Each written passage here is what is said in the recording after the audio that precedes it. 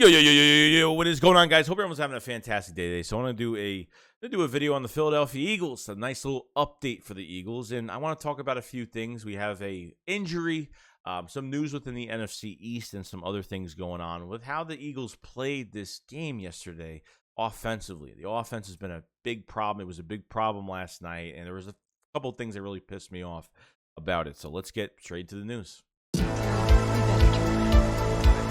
Because I've seen enough horror movies to know any weirdo wearing a mask is never friendly.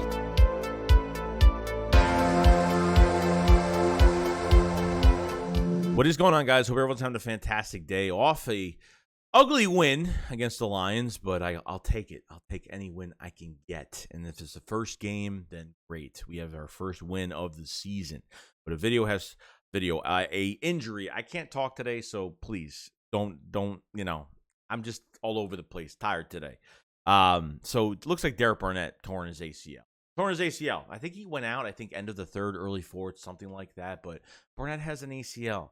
I'm just done. I'm done with Barnett. I thought it was the worst move. The Eagles could have brought him back, not only on a 1-year deal, but a 2-year deal. Okay, potentially you can lose 4 defensive linemen now. I don't see the Eagles holding on to Barnett after this year. After this injury now, with 1 more year left, he's a waste of money. Not going to produce. He's not going to do anything. He didn't do anything last night, as well as the rest of the defensive line. I'm already pissed off about because we cannot get pressure. We're bad against the run. The guys can't tackle. The guys can't get off blocks. It's just a mess. Okay, the only sack we got yesterday was because Jared Goff dropped the ball.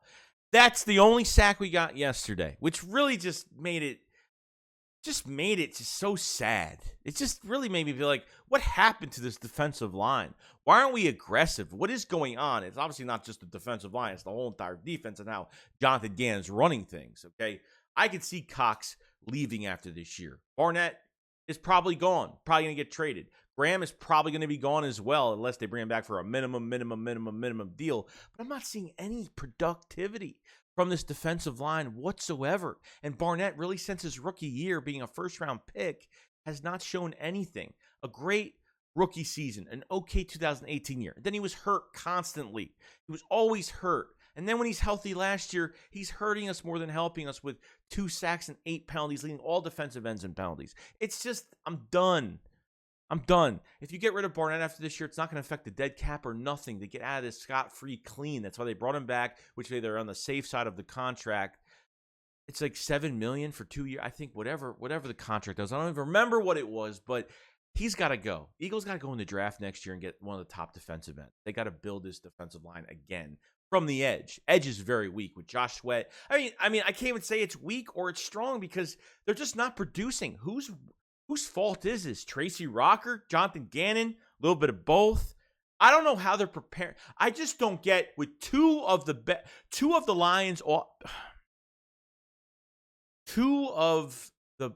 Lions offensive line, 2 players for that line was out. 2 of their best offensive linemen were out, and they still couldn't get pressure. Deja vu from last year. Deja vu. Okay? Of taking advantage of injuries to the offensive line or certain injuries of an offense or defense that we're facing, and they still lose the game. I just don't get it. I don't know whose fault. I don't get how, like, you got some good name. Like, what is the problem? Like, no, like the names you have out there, like the line looks so good on paper. How are they not getting? I don't get how there's no pressure. I'm still not getting this whole thing with this defensive line and how they can't generate one damn pressure. Okay? They might have done it once when Goff came out and got out of the pocket, worked in his way outside and scrambled for a first down. That was like the only time I saw literally that much movement from Goff the whole entire game. That was like the only bit of movement I saw from Goff the whole entire game. Every time they blitzed us, Jalen Hurts just run for his life. Every time. So it's a big issue. It's a big problem. And now, is there more pressure on Ron Jackson? Josh Sweat. Who's going to get more reps? Are they going to put in another body? Are they going to bring someone up from the practice squad, which ain't going to mean a damn thing? D Ford is still available. Maybe they go after him. I don't know what the plan is now with Derek Barnett being out. This defensive line is atrocious, and it's very embarrassing how they cannot generate any kind of pressure. No stunts, no nothing. Straying away from the blitzes is definitely part of it. But just from a four-man pass rush, you can't generate nothing with nobody at all. So that's the news on Derek Barnett, and this defensive line has been atrocious. Second thing that really pissed me off, I'm sorry to be very depressing even after a win, but damn, like there's so many things you just notice from the eye. And no targets or catches for Quez. 2 targets, I think, for Devonta Smith. One on the left sideline, and one to the right. I think Hurts threw on pressure from the 10-15 on our own 10 to 15 yard line, and it was deflected. But Devonta Smith might be getting attention. Maybe that opened up for A.J. Brown, and trust me, as advertised, A.J. Brown is a freaking monster. Okay, talked about this the other day. A.J. Brown, 155 yards.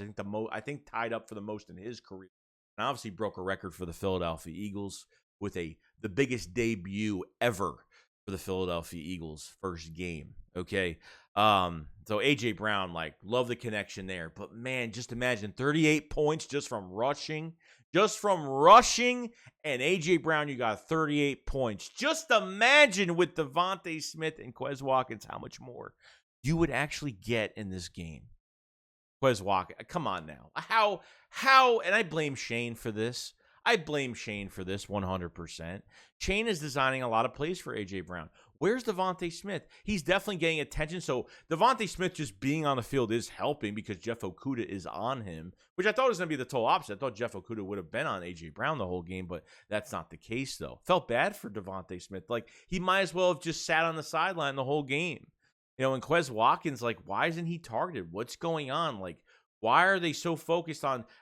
Trust me, I have no problem with targeting A.J. Brown more than Devonta Smith if that's what they want to do. But Devonta Smith needs to get his catches, get him in open space, mid-tier throws, slants, middle of the field throws, which I never see. Only time I seen that was when they were throwing to A.J. Brown. No one else got involved. Your quarterback is struggling. You're getting pressure. Your offensive line is getting pressure. You know, they're sliding to the right wherever the play is going. And there's always that little bit of pressure that they got. And there was times where Hurts like literally had to run because he was going to get sacked. And there were a few times Hurts escaped from pressure and got first downs for us, which was good because it probably would have been sacks if you didn't have a quarterback that has legs like Jalen Hurts that can run out and get those yards. But it was hard to watch. It was hard to watch to see that these other 2 receivers were not involved. What other game on Sunday only involved 1 receiver the whole entire game? Tell me this. Just tell me. Because of course, it's us that does this stupid shit, okay? And it still makes no sense to me. Got to get these guys involved. The game plan has got to change. I have more faith in this offense going forward with Steichen than I do with John Gannon in this defense going forward. There's no doubt about it. But Steichen has got to get his crap together and get these guys open. Okay, it's route combinations, it's play design, it's coaching. This whole game was a failed, and it was not a failed game because we won, but how we just let them come back to 35 points is beyond me. And I know it's defense. I know it's offense. The offense scored 38 points. I can't even complain. They scored 38 points, and that's without Quez or Devonta Smith catching a damn ball. You know, it's just, yes, that's what I want to see, more of distribution. That's all I want. Not going to put it on one receiver the whole entire game, which I don't mind A.J. Brown getting 155 yards. I thought it was fantastic. I'm glad he pulled out for us, okay, showed up. He's worth all the money. He stays healthy this year, damn. He's going to be a problem. But if you can get other receivers into this game as well as A.J. Brown producing what he produced Sunday, it's going to be crazy. But I hope things change because I'm telling you right now, like Devonta Smith's working for a bigger contract in a few.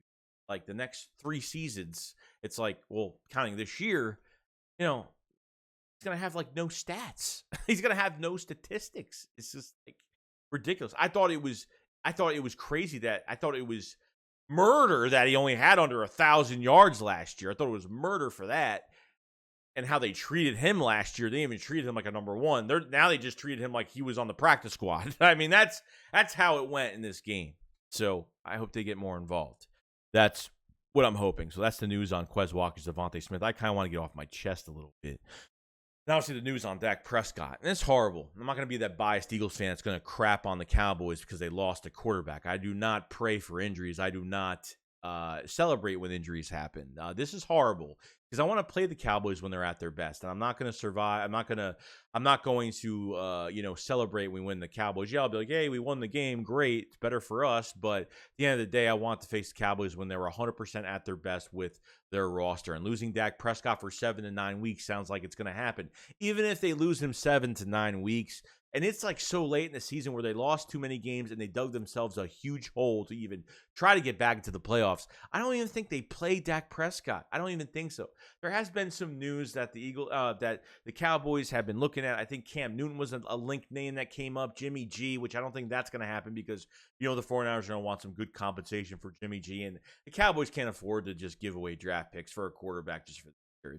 It's just not going to happen. Maybe the Cowboys are going to have some decisions to make after this year. I don't know. With Jerry Jones, apparently it said it was pretty bad, this injury. So if he comes back between 7 to 9 weeks, they might not even play him. If they're losing a lot of games, they might not even play him. There's no way they're going to re-injure him again. Comes back healthy, re-injure him again if something happens. It's already been about the ankle and, because of the cleats he was wearing and, his ankle could be very weak this year. Who knows what's going on? But I'm not going to, for the people that are laughing about it, it's just ridiculous. I want to play the Cowboys when they're at their best, and that's the way it should be. Even that game from last night, Dak didn't have a great game. Zeke didn't have a great game. They were forcing the ball to CeeDee Lamb. The defense held their own for a while. The offense just couldn't produce. You know what I mean? I thought the defense, they kept, they stayed strong.